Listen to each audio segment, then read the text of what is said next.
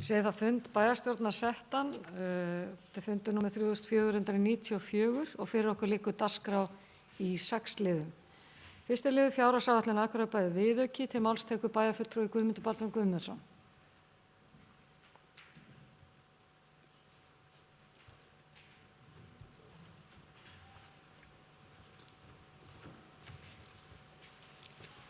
Forseti, ágætu bæjarfulltrúar. Hér er lagður fram viðauki nr. 2 fyrir fjárhagsárið 2021 en viðauki var lagður fram í bæjarráði 7. maí síðastliðinn og sendur til afgreiðslu bæjarstjórnar.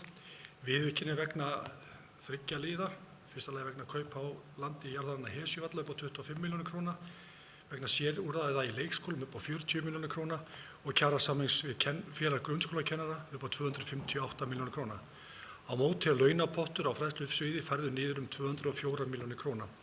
Útgjaldaaukning vegna viðaukans er samtals 190 milljónir króna og er með lækkun á handbæru fé. Og þetta er lagt hér fram fyrir bæjarstjórn til staðfestingar. Takk.